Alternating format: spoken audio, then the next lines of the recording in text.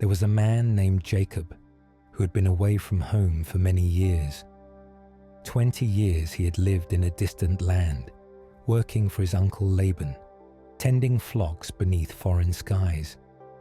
He had left his homeland as a young man, alone and afraid, fleeing from the anger of his brother Esau. Now he was returning with wives, children, servants, and great flocks of sheep and goats. He was no longer the solitary traveler who had once laid his head on a stone pillow in the wilderness. This is a story from the book of Genesis, told gently for rest and peaceful listening. As we follow Jacob's journey home, may these ancient words bring quietness to the close of your day. The land through which Jacob traveled was ancient even in his time. It was a land of rolling hills and deep valleys where shepherds had walked for generations. The paths were worn smooth by countless feet, both human and animal.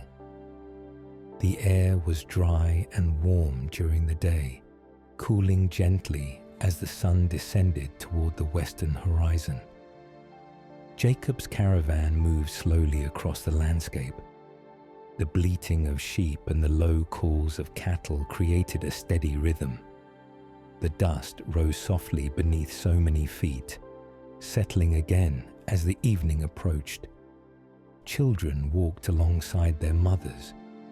Servants guided the animals with familiar movements. Everything moved forward in an orderly procession, step by step, toward the land of Canaan. As they traveled, Jacob's thoughts often turned toward home. He remembered the tents of his father Isaac. He remembered his mother Rebekah, who had helped him receive his father's blessing so many years ago. He remembered the fields and wells, the familiar stones and trees, but most of all, he remembered his brother Esau. Esau had been a hunter, a man of the outdoors, strong and covered with dark hair. Jacob had been quieter, preferring the camp and the tents. They were twins, but different in nearly every way, and Jacob had taken something that Esau treasured. Through deception, Jacob had received the blessing that their father Isaac had intended for Esau, the firstborn. The memory of that day was still clear in Jacob's mind, though 2 decades had passed. He remembered his mother's urgent whisper, remembered dressing in his brother's clothes, remembered the goatskins she had placed on his hands and neck to mimic Esau's rough skin. He remembered his old father's trembling hands, his failing eyes, his voice asking, "Are you really my son Esau?" And Jacob had lied. He had received the blessing, the words that could not be taken back once spoken.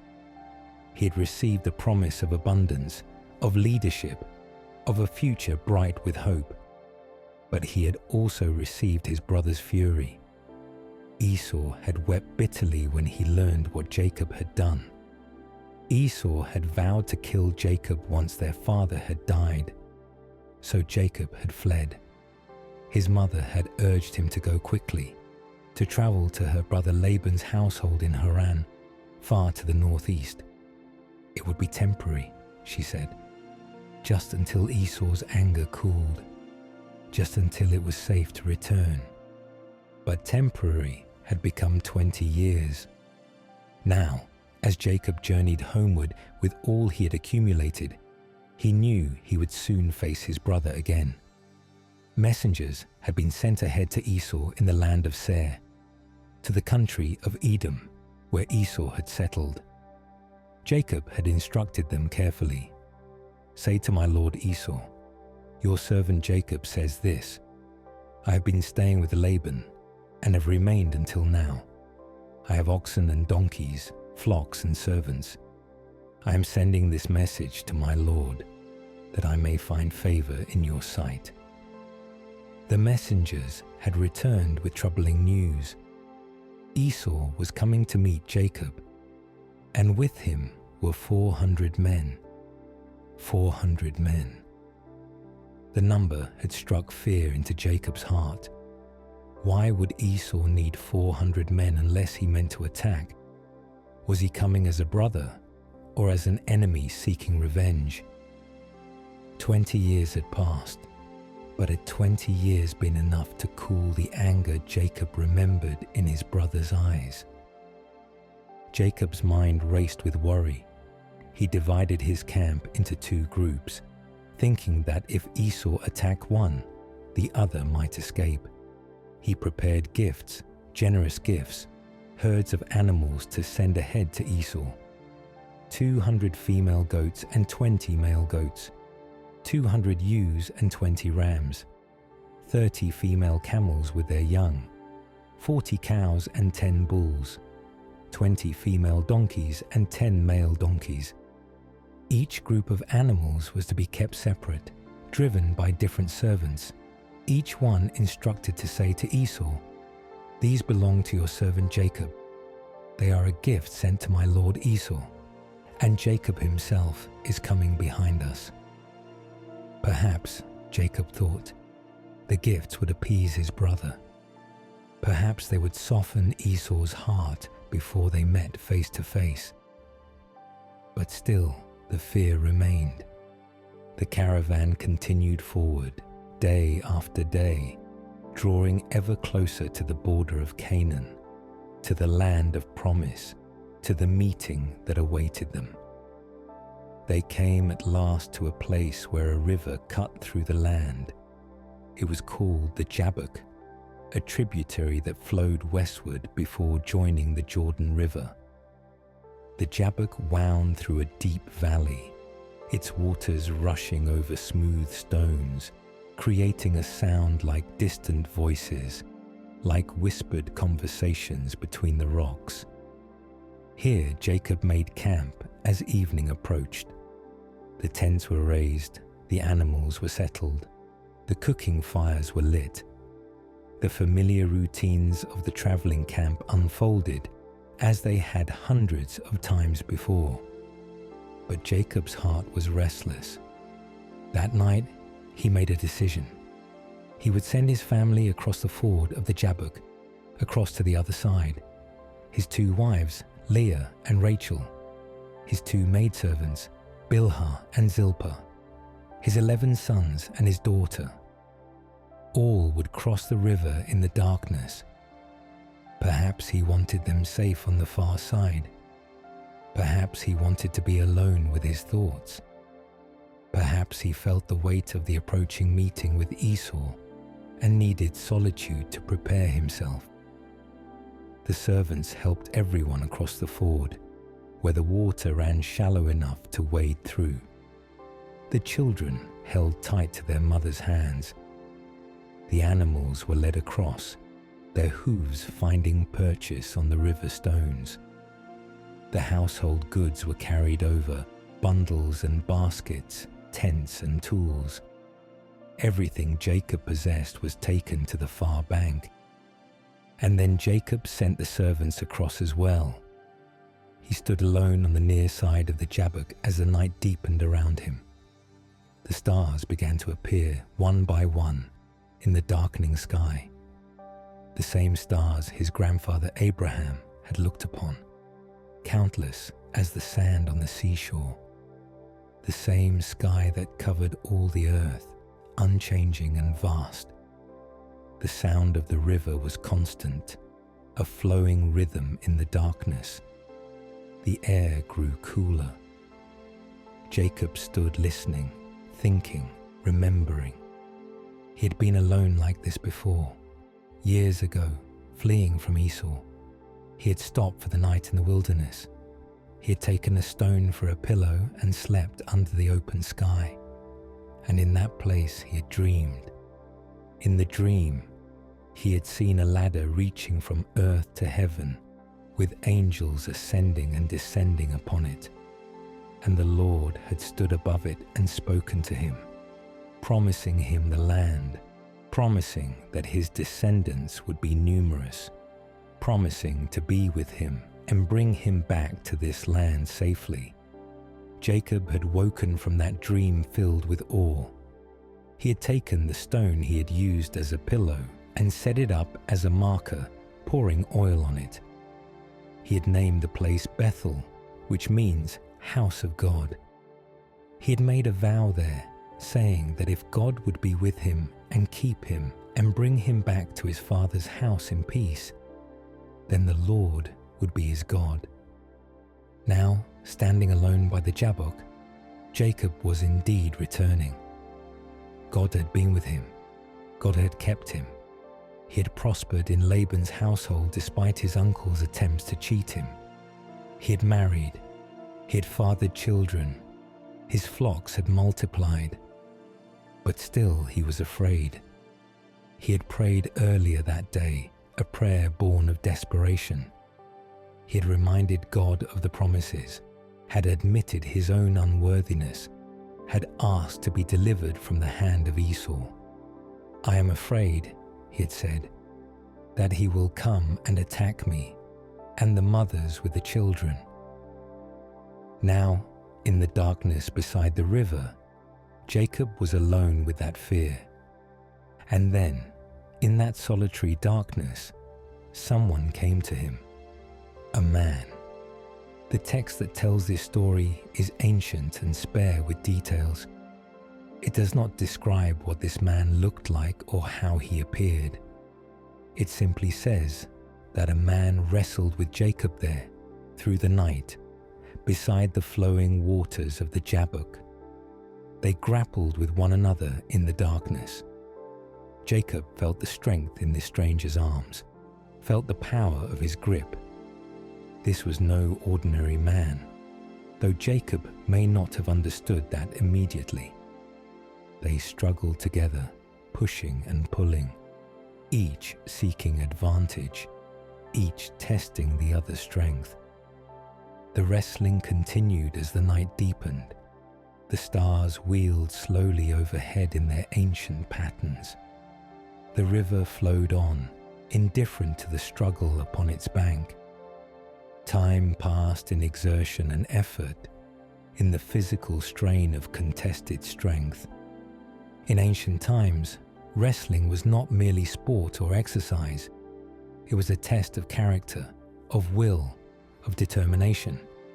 To wrestle was to enter into a form of communication, body speaking to body, strength answering strength. It was intimate and intense, requiring complete engagement. Jacob wrestled with everything he had. This was a man who had spent 20 years laboring, shepherding, working with his hands. His body was strong from years of outdoor life. His will had been forged through struggle and difficulty. He had wrestled figuratively all his life, striving with his brother, contending with his uncle, working for everything he had gained. Now he wrestled literally, physically, through the long hours of darkness. The stranger could not overpower Jacob. Despite his mysterious nature, despite whatever strength he possessed, he could not prevail against Jacob's determined grip. Jacob held on, refusing to yield, refusing to let go. As the first hint of dawn began to touch the eastern horizon, as the darkness started its slow retreat before the coming light, the stranger did something unexpected. He touched Jacob's hip socket. It was a simple touch, but it carried power beyond the natural. Jacob's hip was wrenched out of joint. Pain shot through his leg, sharp and immediate. His body, which had wrestled so strongly through the night, was suddenly wounded. The pain was real, physical, undeniable. Yet even injured, even with his hip dislocated, Jacob held on. The stranger spoke then for the first time. His voice came out of the darkness as dawn approached. "Let me go, for the day is breaking." But Jacob, clinging to this mysterious wrestler despite his pain, replied with words that revealed the depth of his need. "I will not let you go unless you bless me." A blessing. Jacob wanted a blessing. He had received his father's blessing through deception. He had prospered under God's promise. But here, in this strange encounter, wounded and struggling, he asked for blessing. Not for release from pain, not for healing, not for explanation, but for blessing. The stranger asked him a question. "What is your name?" And Jacob answered simply, "Jacob." It was an honest answer, perhaps the first fully honest thing Jacob had said since that day he had lied to his father. His name was Jacob. It meant he grasps the heel, or he deceives. It was a name that had defined him, a name connected to his very birth, for he had been born grasping his twin brother's heel. It was a name that spoke of his character, his striving, his tendency to scheme and manipulate. "Jacob," he said. Just that. An acknowledgement of who he was. And then the stranger spoke words that would change everything. "Your name shall no longer be called Jacob, but Israel, for you have striven with God and with men, and have prevailed." Israel. The name meant he struggles with God, or God contends. The exact meaning was layered, rich with significance. It was a new name for a transformed man, no longer defined by grasping and deceiving, but by this night of struggle, by this wrestling match with the divine. Jacob, now Israel, asked in return, "Please tell me your name." But the stranger replied with a question instead of an answer. "Why is it that you ask my name?" And then, without revealing his own name, he blessed Jacob. There, beside the river, in the growing light of dawn, the blessing was given. The text does not record the words of that blessing, only that it happened. After the long night of wrestling, after the wounding, after the renaming, the stranger blessed the one who would now be called Israel. And then he was gone.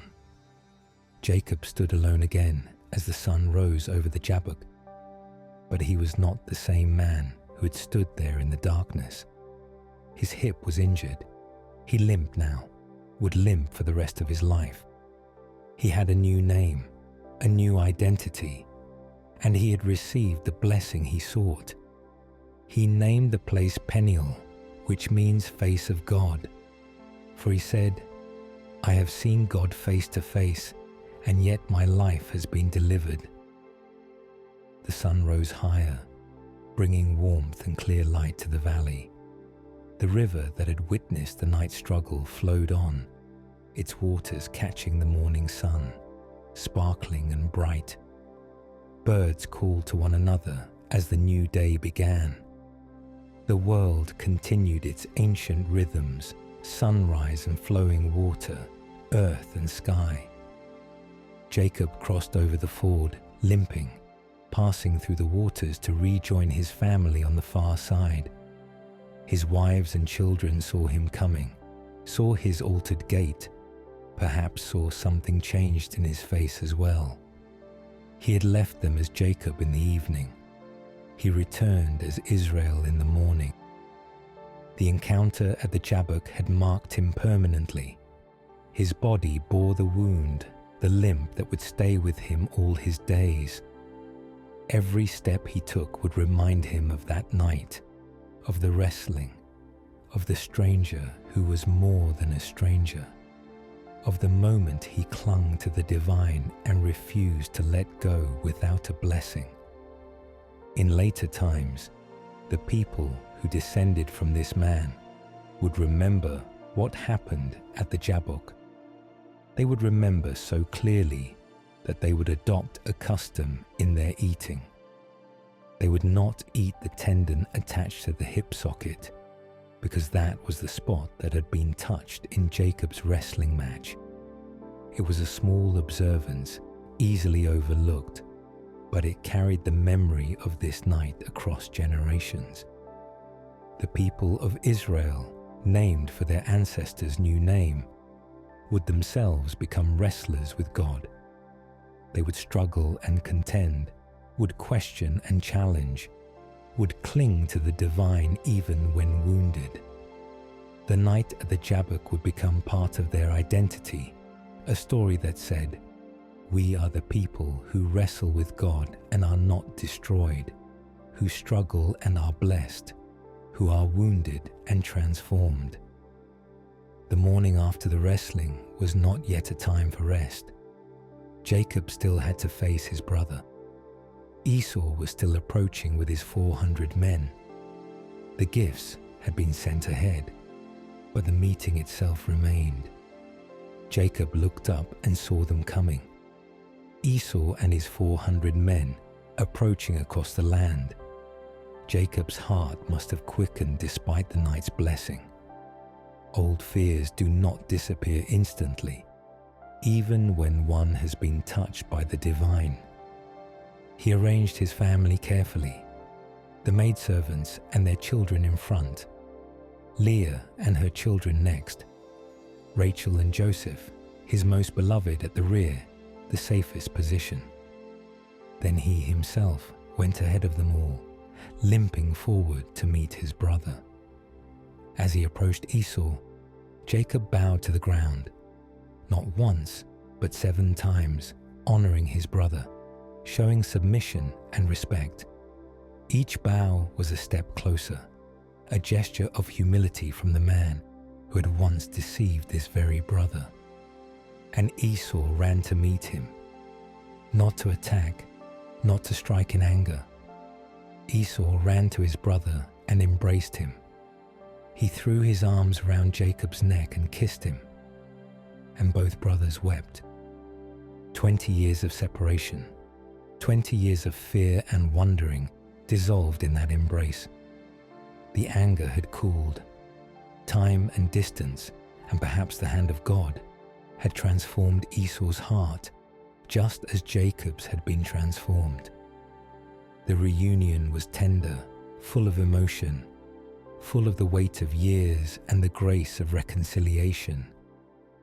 Esau looked at the women and children. "Who are these with you?" he asked. Jacob replied, "The children whom God has graciously given your servant." The families came forward, bowing respectfully. Esau saw the abundance, the flocks and herds, the evidence of Jacob's prosperity. He asked about all the animals he had encountered on the way, the gifts that had been sent ahead. Jacob explained they were meant to find favor in Esau's sight, but Esau, who had also prospered in his own land, said generously, "I have enough, my brother. Keep what you have for yourself." But Jacob insisted, urging his brother to accept the gifts. "Please accept my blessing that is brought to you," he said, "because God has dealt graciously with me, and because I have enough." He pressed him, and Esau accepted. They talked of travel plans. Esau offered to journey alongside Jacob, or to leave some of his men to accompany him. But Jacob, moving slowly because of his flocks and children and his own new limp, declined gently. He would travel at his own pace, he said. Let Esau go ahead to Seir, and Jacob would follow gradually. So the brothers parted peacefully. Esau returned to Seir, to his own land and his own life. And Jacob traveled on toward Canaan, finally home after so many years. The story of Jacob's wrestling at the Jabbok is brief in its telling, but deep in its meaning. It sits in the larger story of his life like a hinge, a turning point, a moment when everything changed. Jacob had been a man defined by striving. From his very birth, grasping his brother's heel, he had struggled and competed. He had sought to get ahead by his own cleverness, He had deceived his father, tricked his brother, contended with his uncle. His name itself spoke of his nature. But beside the Jabbok, in the darkness, he encountered something he could not manipulate or scheme his way through. He could only wrestle, hold on, endure. And in that encounter, he was both wounded and blessed. The wound was real. The limp would remain. There are some encounters with the divine that leave us marked, changed, carrying evidence of the meeting in our very bodies, in our memories, in the way we move through the world afterward. The blessing was real too. Jacob received what he sought. He was renamed, given a new identity, not based on his own striving, but on his encounter with God. Israel, the one who struggled with God. It was still a name of struggle, but now the struggle was made holy, transformed into something that connected him directly to the divine. In the quiet of this night, as we rest with this story, we might consider the nature of such encounters. They rarely come when we expect them. Jacob was alone, afraid, facing an uncertain reunion with his brother. He did not seek out this wrestling match. It came to him in the darkness. Sometimes the divine meets us in the struggles we do not choose, in the long nights of fear or pain or uncertainty, in the moments when we are most alone, most vulnerable, most aware of our own weakness. And sometimes, like Jacob, all we can do is hold on.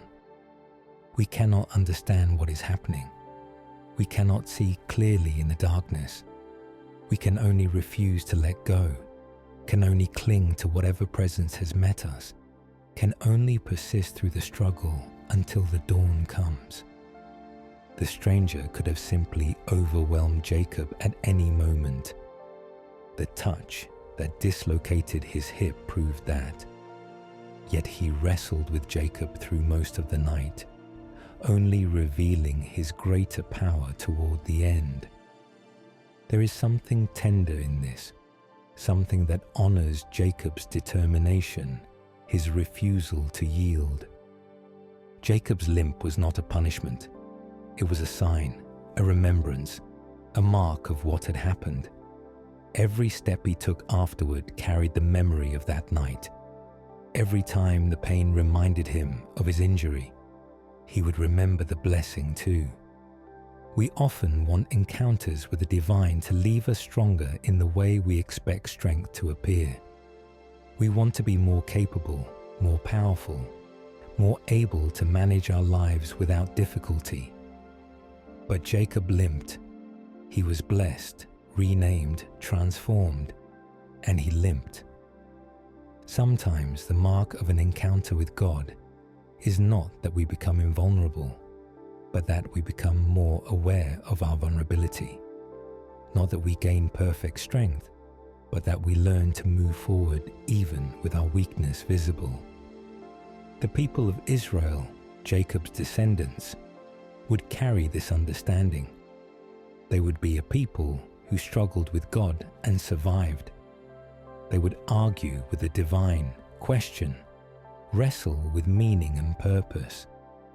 Their relationship with God would be intimate and real, including struggle. In our own lives, in our own long nights, we may find ourselves wrestling with fears, with pain, with uncertainty, with questions that have no easy answers. We may feel alone beside our own rivers, our own dark waters, facing things we cannot avoid and cannot control. The story of Jacob at the Jabbok speaks into those moments quietly. It says that struggle itself can be holy, that holding on, refusing to let go without a blessing, is a way to approach the divine, that being wounded and being blessed are not opposites, that we can be transformed even if the transformation leaves us marked. Now, in this quiet moment, there is no wrestling required. This is a time for rest, for gentle attention to an old story, for allowing its rhythms to settle into stillness. Jacob crossed the river. He met his brother in peace. He continued his journey. The immediate crisis passed, though his life would hold other struggles, other challenges. That is the nature of life. But he moved forward with a new name and a new understanding of himself. The land he traveled through was ancient even then. The same sun that rose over the Jabbok Valley has risen countless times since. The same stars that watched his wrestling still wheel through the night sky. Rivers still flow, seasons still turn. The earth continues its patient rotation. There is something restful in that continuity. The story of Jacob is thousands of years old, yet it speaks to experiences that are timeless. Fear and courage, struggle and blessing, the long night and the coming dawn, wounding and transformation. These are human experiences that transcend any single era. The Jabbok still flows, though it is called the Zaka River now. The landscape of ancient Canaan still exists, though the names have changed and changed again. Pilgrims sometimes visit these places, standing where the patriarchs stood, seeing the same hills and valleys, touching the same stones. But the story lives beyond the geography. It lives in the imagination, in the heart, in the moments when we recognize something of ourselves in Jacob's wrestling, in his fear, in his wounded gait. What was the blessing Jacob received? The text does not tell us the words. We know only that he was blessed, there at Peniel, as dawn was breaking.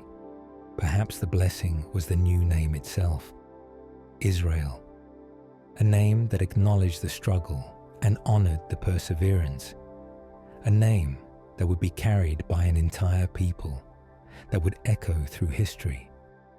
Perhaps the blessing was the simple fact of survival. I have seen God face to face, and yet my life has been delivered. To encounter the divine and live, to wrestle with the holy and not be consumed, is itself a form of blessing. Perhaps the blessing was the transformation of fear. Jacob had been afraid of Esau, had spent years away from home because of that fear. But after the night at the Jabbok, he was able to move forward, to face his brother, to bow 7 times and receive the embrace of reconciliation. Perhaps the blessing was permission to be wounded, to limp, to bear visible evidence of struggle, to be blessed and broken at the same time, to know that these states can coexist in a single life. Or perhaps the blessing was simply the gift of presence. In the darkness, alone and afraid, Jacob was not abandoned. Someone met him there. Someone wrestled with him, engaged with him, transformed him. He was not left to face the long night in isolation. The blessing may have been all of these things at once, layered meanings that Jacob would discover over time, that would unfold across the remaining years of his life. As this story draws toward its close, as the words slow and soften into silence, we rest with Jacob in the morning light. The wrestling is over. The blessing has been received. The reunion with Esau has brought peace instead of violence. Jacob will continue his journey. He will settle in the land of Canaan. He will live a long life, will see his children grow, will face sorrows and joys in the years to come. His story does not end at the Jabbok, but something essential happened there, something that marked the rest of his days. For now, though, there is simply the morning, the sun, warm on the ground, the river flowing, gentle and clear, the camp stirring to life with familiar sounds, children's voices, animals moving, the everyday rhythms of life continuing. Jacob's limp is a gift to remember, to hold gently. The wound that marks the blessing, the struggle that brought transformation, the night that had to be endured to reach the dawn. In the stillness of this present moment, there is no need to wrestle, no need to strive or plan or fear. There is only the quietness, the gentle rhythm of breathing, the soft passage of time. The story has been told. Jacob became Israel. The blessing was given. The brothers reconciled. The sun rose. And now there is rest. Sleep comes softly, like dawn after a long night. It comes without struggle, without effort. It is itself a gift, a gentle closing, a trust that the night will give way to morning. The river flows on in the darkness and in the light, constant, patient, unhurried. The stars shine above whether we watch them or not. The earth turns. The night holds us safely. Rest now. Let the story settle into silence. Let the wrestling cease. Let the blessing be enough. All is well. All will be well. Rest, peace, stillness, sleep. Amen.